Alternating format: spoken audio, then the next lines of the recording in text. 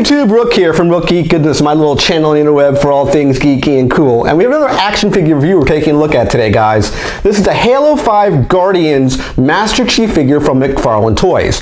And full transparency first and foremost, I don't own any McFarlane Toys whatsoever. So I'm coming at it from a different perspective as someone who sees it on the shelf for the very first time and might want to pick one up. So what we're going to do is we're going to go to a breakdown segment. We're going to look at the packaging, we're going to look at the figure itself, we're going to look at the paint, the articulation, and accessories, and come back at the end of the video for the big question for you, the viewer. Should you buy this figure? Stay tuned, guys. We're going to go into breakdown.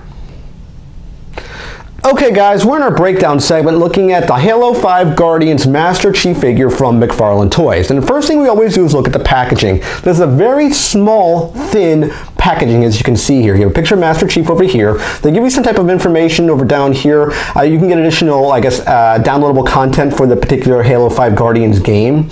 But it's a very, very small packaging. If we look on the sides, there's nothing really displaying here. But on the back, kind of turn it around for you, you have all the figures that were available in this particular wave, as you notice here. You have all the Spartans at the top here going across, and you have some other things you can pick up as well at the bottom. So it's a nice, very small, compact packaging.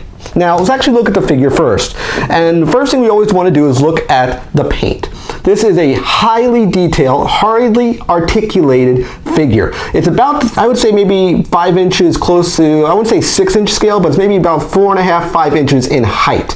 There is a massive amount of articulation for this figure, guys. So let's first look at the head. It's very detailed, a lot of paint here. They did a very good job with the actual head itself. Its articulation, the head can go left and right. There is no up and down movement. It is pretty much locked in a left and right movement only. The shoulders can go out to a T, as you see here. And its articulation, it can go full 360, and it is a ball joint here. It's actually a hinge joint and a ball joint, so you can actually hinge it and bend it, and it will spin 360 around. Now, he does have an elbow joint here, and the elbow itself will flex 360 degrees, so you can actually spin his entire forearm around. His wrist has swiveling as well as bending at the joint, so you have a wide range of motion at the actual wrist itself. Going down to his waist, if we look here, he can spin his waist 360 degrees here.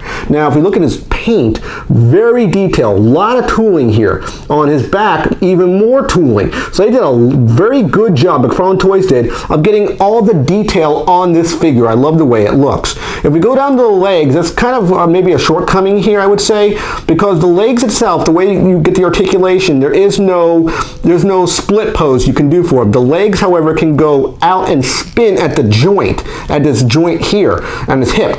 And his knees have a single joint, but you can spin the joint around the knee, the full range of motion. You can go complete 360 as you see me doing here. It does bend, and then at the ankle gives you full 360 as well, and there is toe articulation rather, so the entire ankle and toe will bend. So you can get him into a lot of dynamic poses, which I really, really like. So let's put the figure aside here and look at the accessories. He comes with 2 accessories. First, he has a pistol. It's a gray pistol, not a whole lot of detail on the pistol itself. There's a lot of tooling on it, but not a whole lot of paint. There's also, if you notice, a little peg here. This peg can be hot swapped to either left or right side of the pistol. So it has interchangeable, so you can put it on his left hip or his right hip. You can swap it around. The only issue I would have is if you're going to have him hold it, you might want to stick the peg on the actual storage point of the figure, which we'll talk about in a second. So that means you wouldn't have this big honking piece of plastic sticking off. His other accessory is his rifle, and his rifle does have a point here that does not, I don't believe, comes out. Actually, it might come out. There's a joint here, but it's very, very stiff. You might be able to pry the joint out. It's very similar to the pistol's joint right here. There's a lot of detail on this rifle. There's a lot of tooling. You can see they put a lot of paint on this rifle itself. It looks really, really good. Now let's talk about storage. There's a hole on the back right here, so you can actually just plug the actual gun into that point.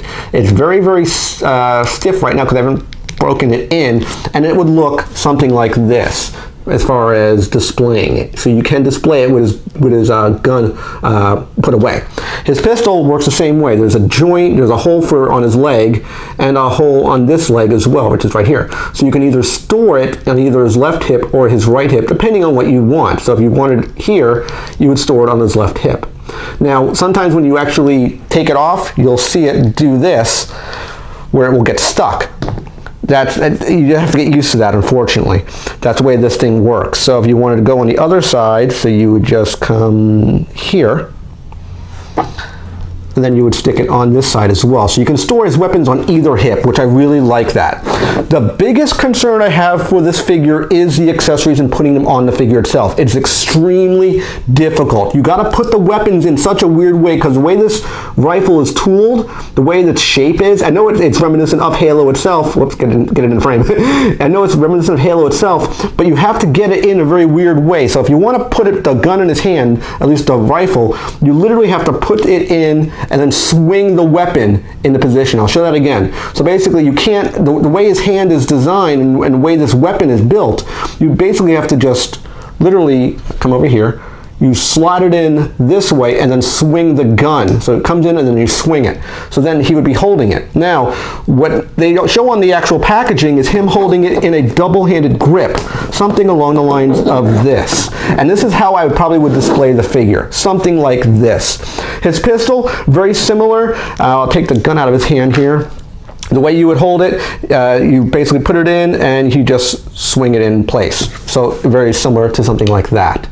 But I would see him holding the actual rifle as opposed to the pistol. I do like the way he looks. I do like how you can actually store the pistol in either hip. So depending if you want him to be a lefty or a righty, it's up to you. Again, the biggest issue I'm seeing with this particular figure is the difficulty getting used to actually having him hold this weapon. The way this is designed, it's designed in a very, very, very odd fashion, how you have to actually put the gun into his hand and then swivel it. So basically you stick it in and swivel. That's how you actually have to get this particular weapon, at least from what I'm seeing, for him to hold the actual weapon. It's very, very unusual to hold a gun, to put it in, at least from an accessory perspective, into his hand this way. I do like this figure a lot. I think there is a lot going for it. I mean, you can get him in some dynamic stances. I mean, as you can see here, I'll put him, put some more light box shots of it here so you can see kind of what you can actually do with this figure. I mean, you can really, really, get some action poses after this particular figure. There is such a wider range of articulation on this particular figure, so I do like that on this particular figure. There are issues with it, and again, I mentioned it, he's very, very not used to actually the way this figure holds his gear. It's very, very odd. You actually have to get really used to and accustomed to it. It took me a little bit of time to try to figure out how to get him to hold the weapon, because I'm looking at the weapon, and I'll take it out right here so you can see what I mean. I'll put him down. If you look at the weapon, he has the way the stock is built back here, you'd think he would hold the gun, you would stick it somehow in his hand this way, and the way it's designed, it's very, very difficult to get it into his hand, and especially if you try to get like a trigger finger to holding it on the trigger, it's really hard. So you have to literally just swing the weapon. Like I said, you have to swing it into his hand. Looks like you can hold it either left or right, but I think it works better in his left hand for what I'm seeing. And I believe that, yeah, that point can come out, that little butt of the gun I was talking about, which is this piece right here. I believe this piece can come out, so you can have him storing it on either his left or right part of his back, at least from this perspective as I talked about earlier, so where it would plug in. I do like how you can actually store the weaponry, and you see me like fighting with the actual figure, and that's one of the big negatives I would say with this particular figure, is you have to really get used to this type of figure. So again, guys, I hope you like this breakdown segment. Let's go to final thoughts and wrap up this video. Okay guys, final thoughts on the Halo 5 Guardians Master Chief figure from McFarlane Toys. And guys, please don't get me wrong, I'm coming at this video from a perspective of someone who's never purchased a McFarlane Toys figure before, so I'm giving you my unbiased opinion here.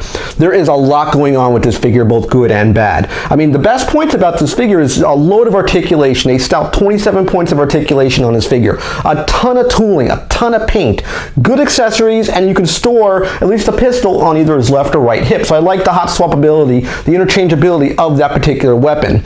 Speaking of his weapons, they're very difficult to get on his person. You have to put the weapons in such an awkward angle that you're not normally used to putting it in. But once you get the weapon situated and you get comfortable with it, I think you're okay.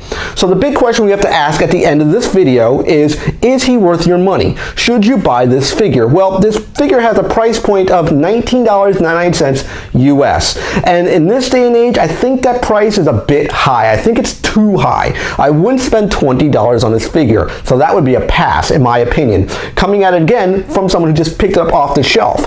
I don't think this figure's worth $20. Now, when I picked this figure up originally at the end of last year, they had a big savings, a big deal going on at Spencer's Gifts, where you could probably get this figure there today.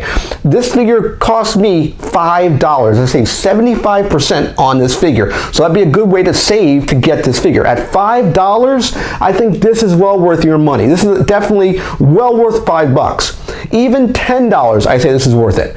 At $15, that's where it starts getting to the red flag. I don't think this is worth more than $15. But it is, all in all, a great figure. There's a lot going on with this figure, guys. Again, you should definitely pick this up if you can get a good deal. Now, some people may not want this only because this is a very small figure. It's very short in stature. It's all in one box, so to speak. There is no interchangeability with armor. You can't make him bigger.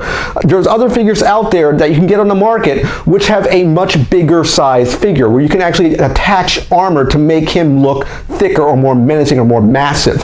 So it all depends what you're looking for. If you're looking for a thin, streamlined figure all in one box, definitely pick this up if you can get the right price. If you want something that's a little bit more bigger, more massive, you might want to steer clear and go to maybe something from Mattel or maybe even NECA. I think NECA might have one out as well. So I hope you liked this video, guys. Of course, you can click the big subscribe button now at the bottom of the page to subscribe to the channel. And of course, you have windows on the side which you can click on to watch more of my videos. Take care, guys, and bye-bye.